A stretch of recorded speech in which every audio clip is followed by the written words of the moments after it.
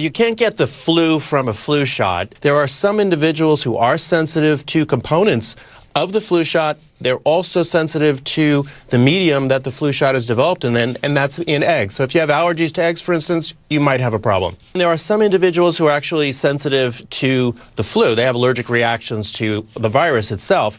But there are other individuals who are allergic to eggs. And because the flu vaccine is produced in an egg medium, some of those individuals might end up with an allergic reaction. And those individuals should talk to their doctor before getting a flu shot. Okay, here's a question. If I have the flu now, once I get well, is there any reason for me to run out and get a flu shot? Well, there are 3 different kinds of influenza viruses. The H3N2, which is the most common right now, H1N1, influenza A. So there are different types of flus that still can be contracted. And so if it is a very high-risk situation, those individuals should talk to their doctor. Okay, and here's one other one. If I were scheduled for elective surgery, should I just stay away from the hospital because there's so many people in the hospital sick with the flu? You know, hospitals have sick people, right? You know, if you're at a very high-risk situation, someone who has a respiratory condition such as asthma, diabetes, heart disease, or your immune system is compromised, if you go into an environment where you might be exposed to the flu virus and you're susceptible, it probably is wise to avoid those areas. And if it's an elective surgery, I would be extra cautious, particularly now.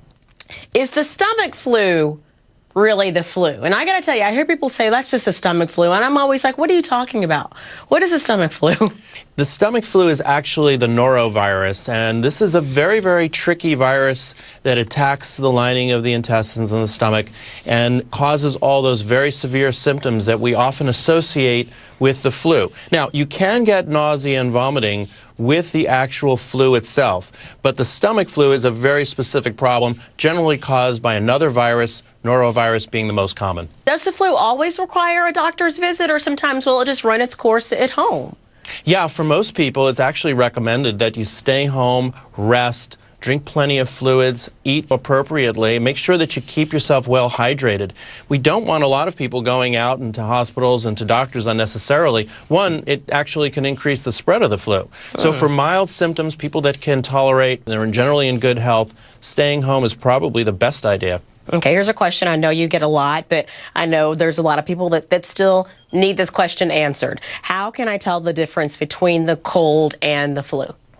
Yeah, the flu virus feels like you've been hit by a Mack truck. There is no similarity between the two. You really feel like every muscle in your body is sore and aches, pounding headache, very intense sore throat, and often accompanied with very high fever.